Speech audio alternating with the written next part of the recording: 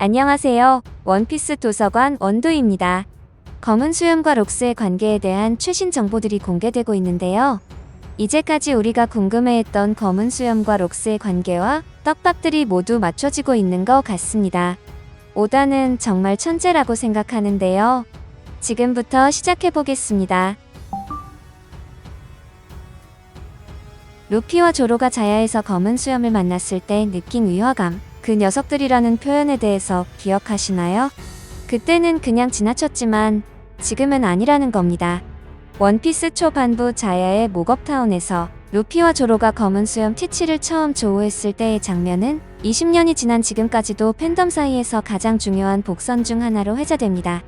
베라미 해적단에게 일방적으로 모욕을 당하고 나온 루피와 조로 앞에 나타난 티치는 호탕하게 웃으며 "사람의 꿈은 끝나지 않아" 라는 명대사를 남깁니다. 그러나 그가 떠나간 직후 루피와 나미, 조로 사이에 오간 대화는 상당한 의미를 가지고 있다는 건데요.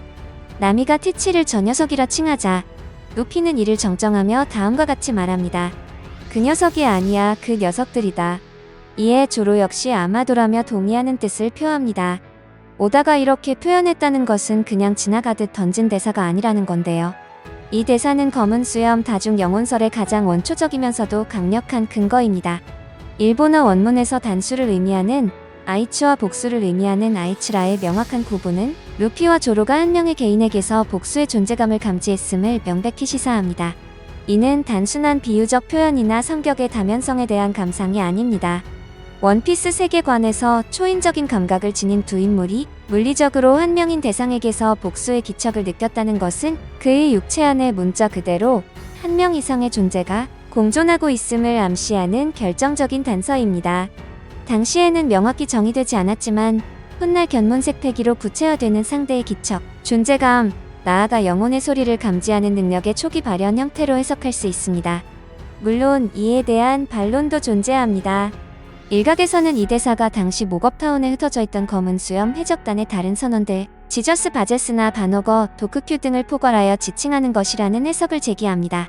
그들이 이미 밀짚 모자 일당과 기묘한 방식으로 조우한 바 있기 때문에 루피와 조로가 그들이 모두 한패라는 사실을 직감적으로 깨달았다는 주장입니다. 그러나 당시 대화의 문맥을 면밀히 살펴보면 이러한 해석은 설득력이 떨어집니다. 루피와 조로 그리고 나미의 시선과 대화의 초점은 명백히 방금 전까지 눈앞에서 대화를 나눈 검은 수염이라는 개인에게 집중되어 있었습니다. 루피의 말을 들은 나미가 "무슨 소리야? 저 녀석한테 친구나 동료라도 있었다는 거야? 어디에?" 라고 되묻는 장면은 그녀가 루피와 조로가 감지한 형이상학적인 존재감을 이해하지 못하고 물리적인 동료이움으로 해석했음을 보여줍니다. 이는 역설적으로 루피와 조로의 감각이 평범한 인지와는 차원이 다른, 보이지 않는 무언가를 꿰뚫어 본 것임을 강조하는 서사적 장치로 기능합니다. 결론적으로 자야에서의 이 장면은 단순한 복선 추측을 넘어 원피스 세계관에서 영혼 또는 기척이 단순한 개념이 아닌 감지 가능한 실체임을 보여주는 중요한 설정 공개의 순간이었습니다. 루피와 조로는 검은 수염의 복잡한 성격이 아니라 하나의 육체 안에 공존하는 복수의 자아 혹은 영혼이 발산하는 기척의 중첩을 느낀 것입니다. 이 초기 복선은 훗날 마르코가 언급할 이형의 몸이라는 개념과 완벽하게 조응하며 검은 수염이라는 인물의 근원적인 미스터리를 푸는 첫 번째 열쇠가 됩니다. 검은 수염의 특이 체질은 수술이나 악마의 열매 같은 후천적 요인이 아닌 록스라는 가문 대대로 내려오는 유전적 특성일 가능성이 높습니다. 검은 수염 티치를 둘러싼 수수께끼들, 잠들지 않는 체질, 복수의 악마의 열매 능력 소유, 극단적으로 모순되는 성격 등은 개별적인 미스터리가 아니라 하나의 근원적인 원인에서 파생된 현상들일 수 있습니다. 그 근원은 바로 록스 패밀리로부터 계승된 혈통적 특성, 한 몸의 복수의 영혼이 깃드는 이형의 신체라는 것입니다. 복수형의 성씨 록스와 숫자 3의 상징성에 대해서 말씀드리겠습니다. 가장 먼저 주목해야 할 점은 가문의 이름 그 자체입니다. 록스라는 성씨는 복수형을 의미하는 S로 끝납니다. 원피스 세계관에서 인물의 이름은 그 인물의 정체성이나 운명을 암시하는 경우가 많다는 점을 고려할 때 이는 단순한 장명상의 우연을 넘어선 의도된 장치일 가능성이 높습니다. 록스라는 가문 자체가 단일한 개체가 아닌 복수의 존재를 내포하고 있음을 상징적으로 보여주는 것입니다. 이러한 복수성의 상징은 숫자 3을 통해 더욱 구체화됩니다. 검은 수염과 관련된 시각적 상징물에는 유독 숫자 3이 반복적으로 등장하며 이는 그의 몸 안에 세 개의 존재가 공존하고 있다는 케르베로스 가설 혹은 삼위일체설을 강력하게 뒷받침합니다. 그리고 검은 수염 해적단의 졸리 로저는 일반적인 해골 하나가 아닌 세 개의 해골이 나란히 붙어있는 기이한 형태를 하고 있습니다. 이는 선장인 티치 자신의 정체성을 반영하는 가장 직접적인 상징물입니다.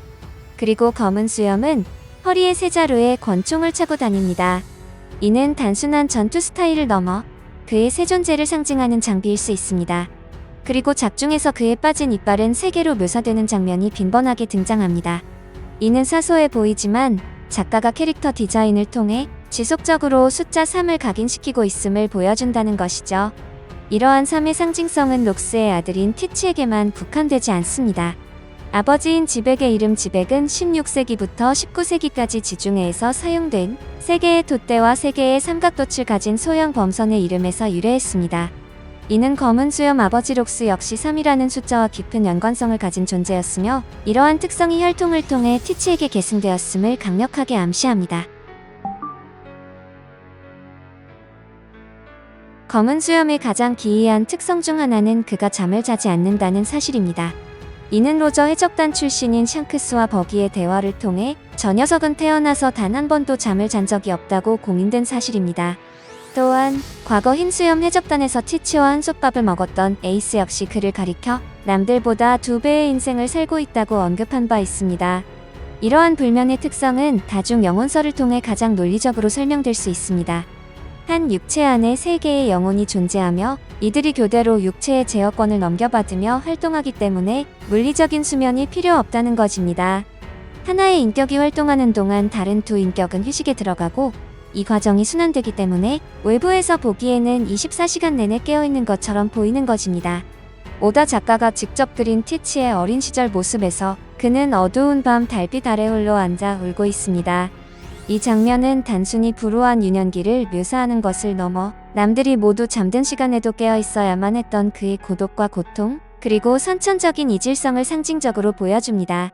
근거들을 종합하여 록스 패밀리의 유전적 특성은 조상의 영혼을 후손의 육체에 대물림하는 것일 수 있다는 개념을 제시할 수 있습니다.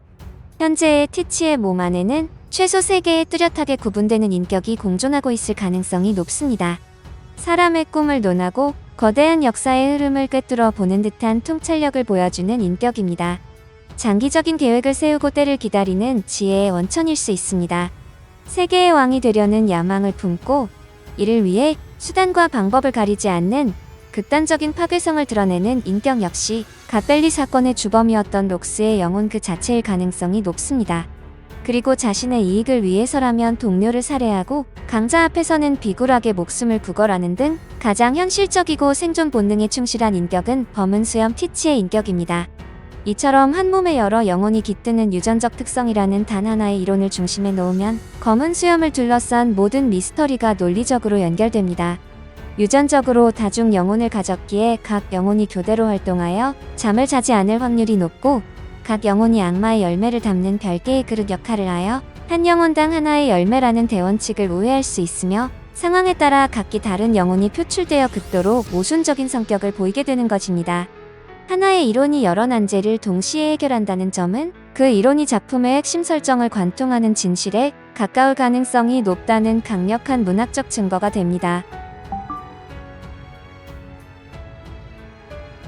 검은 수염이 악마의 열매를 2개나 먹을 수 있었던 현상은 다중 영혼설의 가장 결정적인 증거이며 마르코의 몸의 구조가 E형이라는 발언은 이를 뒷받침하는 작중 전문가의 증언입니다. 원피스 세계관의 절대적인 법칙 중 하나는 한 사람은 하나의 악마의 열매 능력밖에 가질 수 없으며 2개를 먹으면 몸이 형체도 없이 터져 죽는다는 것입니다. 그러나 검은 수염 티치는 정상 전쟁에서 이 대원칙을 깨뜨리고 자연계, 어둠어둠 열매와 초인계 흔들흔들 열매의 능력을 동시에 손에 넣었습니다. 이 전대미문의 사건은 검은 수염의 정체에 대한 모든 가설 중 다중 영혼설을 가장 유력한 해답으로 올려놓는 결정적 증거입니다. 그리고 마르코의 증언입니다. 이 현상을 목격한 인물들의 반응 중 가장 주목해야 할 것은 흰 수염 해적단 1번대 대장이자 선이었던 마르코의 발언입니다.